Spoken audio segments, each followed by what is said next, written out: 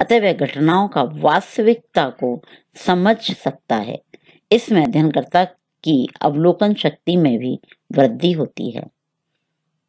अधिक प्रत्युत्तर।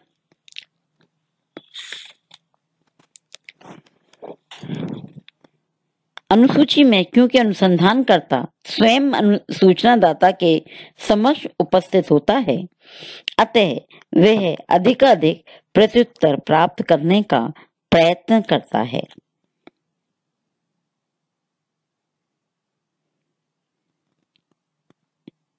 नेक्स्ट, स्पष्टीकरण संभव। अनुसूची में अध्ययनकर्ता का सूचनादाता से प्रत्यक्ष संपर्क होता है, अतः वह प्रश्नों की भाषा में आने वाली कठिनाइयों, अस्पष्टता आदि को स्पष्ट कर देता है। सूचनादाता की शंकाओं व जिज्ञासाओं का भी निवारण कर देता है। ऐसा करके वह अधिकतम सूचनाएं प्राप्त करने में सफल होता है। नेक्स्ट, सभी वर्गों के लिए उपयोगी। अनुसूची का प्रयोग समाज के सभी वर्गों, चाहे वे शिक्षित हो या अशिक्षित, के लिए किया जा सकता है, क्योंकि अनुसंधानकर्ता अपनी उपस्थिति के कारण अशिक्षितों को भी प्रश्नों को समझाकर सूचनाएं संकलित कर लेता है। नेक्स्ट है निदर्शन संबंधी दोषों का निवारण।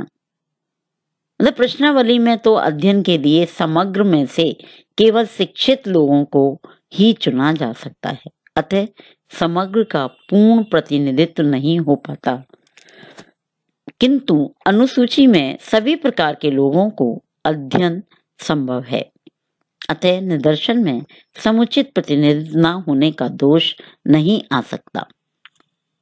सांख्यिकी विश्लेषण सरल। अनुसूची में प्रश्नों की क्रमबद्धता एवं सारणीय होने के कारण प्राप्त सूचनाओं का सांख्यिकीय विश्लेषण सरलता से किया जा सकता है। नेक्स्ट, मानवीय तत्वों की प्रधानता। अनुसूची में मानवीय तत्व प्रारंभ से अंत तक उपस्थित रहता है, अतः सूचना संकलन की प्रक्रिया रोचक, आकर्षक एवं सरस हो जाती है। अध्ययनकर्ता व सूचनादाता परस्पर संपर्क में आते हैं एवं एक दूसरे से कुछ ग्रहण करते हैं और अनुसंधान मानवीय अनुसंधान बन जाता है। दोषपूर्ण लिखावट से बचाव। चूंकि अनुसूची में अनुसंधानकर्ता स्वयं की सूचनाओं को लेखबद्ध करता है, अतः वह दूसरों द्वारा लिखने पर आने वाले दोषों से बच जाता है तथा लिखित सामग्री को सरलता से समझ सकता है। प्राथमिक तथ्यों का संकलन। अनुसूची द्वारा समस्या के बारे में प्राथमिक तथ्यों का संकलन संभव है। अनावश्यक तथ्यों से छुटकारा। अनुसूची में ऐसे तथ्यों का संकलन नहीं किया जाता है जिनका अनुसंधान विषय से संबंध। नेक्स्ट है साक्षात्कार एवं अवलोकन का लाभ। अनुसूची में अवलोकन एवं साक्षात्कार दोनों विधियों का प्रयोग होने से इसमें दोनों विधियों के गुण पाए जाते हैं। इस प्रकार अनुसूची अध्ययनकर्ता का मार्गदर्शन करती है व अनुशासन के क्षेत्रों का निर्धारण करने में सहायता देती है। इसके महत्व को प्रकट करते हुए श्रीमती पीवी यंग ने लिखा है, अध्ययन के लिए अनुसूची एक पद प्रदर्शक, अध्ययन क्षेत्र का निर्धारण करने वाला एक साधन, स्मरण शक्ति को बनाए रखने वाला उपकरण तथा तथ्यों को लेखबद्ध करने वाली एक सरल प्रविधि है। बहुत ही अच्छी तरह से पीवी यंग ने अनुसूची की गुणों का अपने शब्दों द्वारा व्याख्यान किया है। सबसे पहले उन्होंने क्या कहा, अध्ययन के लिए अनुसूची क्या है, एक पद प्रदर्शक है, निर्देशिका है, अध्ययन क्षेत्र का निर्धारण करने वाला एक साधन है कि हमें कहाँ अध्ययन करना है। ये अनुसूची जब हम बनाते हैं तो निर्धारण हो जाता है कि हमें किस क्षेत्र का अध्ययन करना है, तो उसका क्या एक साधन है। और कितना अपन को याद रखना है, उस याद स्मरण शक्ति को बनाए रखने वाला एक क्या है, उपकरण है। और जो भी डेटा कलेक्शन हमारा हो रहा है उसे लेखबद्ध करने वाली एक क्या है, विधि है, प्रविधि है, टेक्निक्स है। लेकिन हर वस्तु के दो पहलू होते हैं, उसकी अच्छाइयां और बुराइयां। तो ऐसा नहीं है कि अनुसूची में गुण ही गुण हैं, उसके साथ साथ उसके कुछ दोष भी हैं। पहला है सार्वभौमिक प्रश्नों का अभाव। अनुसूची में ऐसे सार्वभौमिक प्रश्नों का निर्माण कठिन है जिन्हें सभी उत्तरदाता समान रूप से समझे और उत्तर दे। प्रश्नों की रचना करते समय पर्याप्त सावधानी रखने के बावजूद भी ऐसे प्रश्नों का निर्माण सरल नहीं है जो सभी बौद्धिक, शैक्षणिक और सांस्कृतिक स्तर के लोगों के लिए समान रूप से प्रयुक्त हो सकें। दूसरा, संपर्क की समस्या। अनुसूची का जो सबसे बड़ा दोष है वो यही है कि संपर्क की समस्या उत्पन्न होती है। आधुनिक जीवन इतना व्यस्त है कि सभी सूचनादाताओं से संपर्क कर पाना कठिन है। व्यस्तता के कारण अध्ययनकर्ता को सूचनादाता के पास संपर्क के लिए बार बार जाना होता है। फिर यह भी संभव नहीं है कि एक ही बार के संपर्क में सारी सूचनाएं संकलित कर ली जाएं। ऐसी स्थिति में सूचनाएं अपूर्ण ही रह जाती हैं। मान लो हम किसी से पूछने गए, अभी वो आया, 2-4 प्रश्न पूछे और उसे याद आई, अरे मेरे तो खेत में जाना है, पानी लगाना है। अब आप तो कहते रहो, वो तो जाएगा, वो थोड़ी रुकेगा तुम्हारे लिए। तो इस तरीके से एक रिसर्चकर्ता को अनुसूची के द्वारा सूचना एकत्रित करने में बहुत टाइम लगता है, इसलिए तो ज्यादा समय और धन खर्च होता है। तो नेक्स्ट हमारा जो दोष है वो क्या है, अधिक समय और धन की आवश्यकता। अनुसूची का प्रयोग करने के लिए अध्ययनकर्ता को प्रत्येक उत्तरदाता से संपर्क करना पड़ता है, जिसके लिए बहुत अधिक समय की आवश्यकता होती है। साथ ही कई अध्ययनकर्ताओं की भी आवश्यकता होती है, जिनके प्रशिक्षण, वेतन आदि पर बहुत अधिक धन व्यय करना पड़ता है। इस प्रकार समय एवं धन की दृष्टि से अध्ययन की यह एक महंगी प्रणाली है। नेक्स्ट, सीमित क्षेत्र में उपयोग। अनुसूची का प्रयोग केवल सीमित और छोटे क्षेत्रों में ही हो सकता है। अधिक कार्यकर्ताओं की आवश्यकता होने तथा अधिक समय और धन के खर्च होने के कारण बड़े क्षेत्रों के अध्ययन के लिए अनुसूची विधि अनुपयोगी होती है। नेक्स्ट, संगठनात्मक समस्याएं।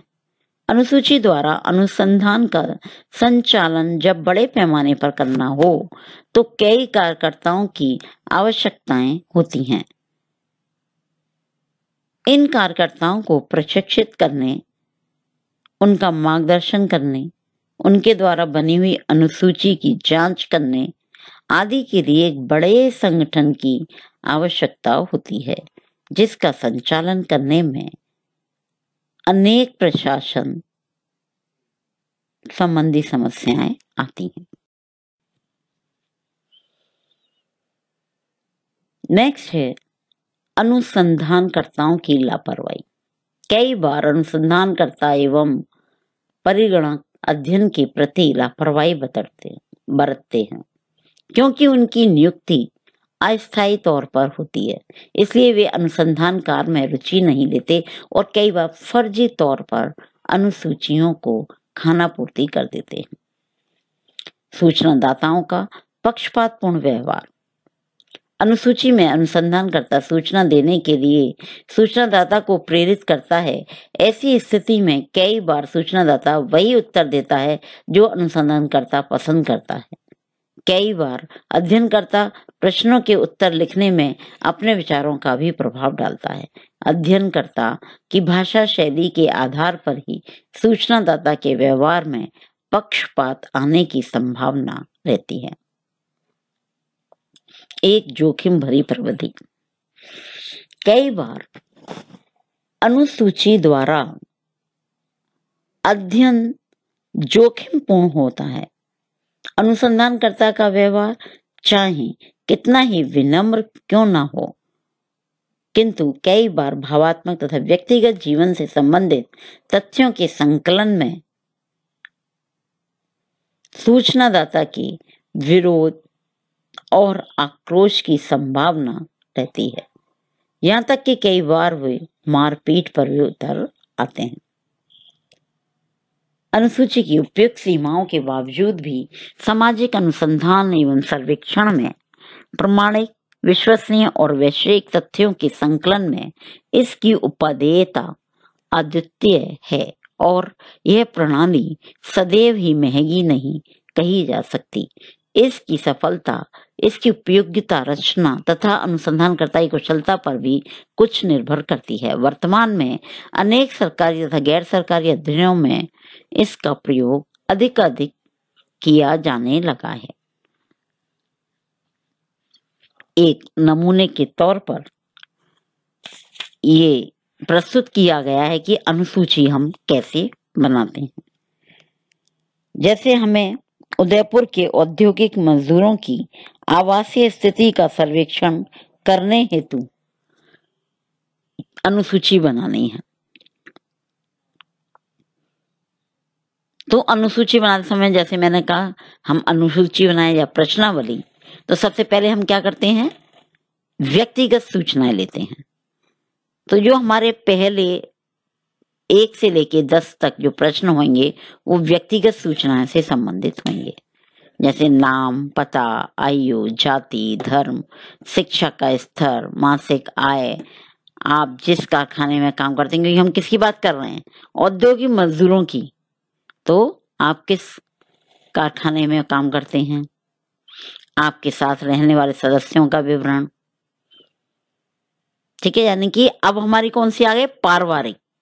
अब पारिवारिक जानकारी हम उससे ले रहे हैं। इसी तरीके से ये सब पूछने के बाद फिर हम अपने उससे संबंधित प्रश्न पूछेंगे, बनाएंगे, जो हमारी मजदूरों की आवासीय स्थितियों से संबंधित है, जिसका हमें सर्वेक्षण करना है। तो इस तरीके से हम 30-40 प्रश्नों का एक गुच्छा लेकर प्रश्नावली या अनुसूची का निर्माण करते हैं और इनको प्रयोग करने के जो तरीके हैं वो अलग अलग हैं और अलग अलग लोगों पर इनको प्रयोग किया जाता है। तो इस तरीके से हम किसी भी समस्या का जब अध्ययन करते हैं या सर्वेक्षण या अनुसंधान करते हैं, डेटा कलेक्शन करने के लिए हमें इन प्रविधियों की या इन टेक्निक्स की जरूरत होती है, आवश्यकता होती है, और हम इनका प्रयोग करके अपने रिसर्च को, अपने सर्वेक्षण को सफल बनाते हैं।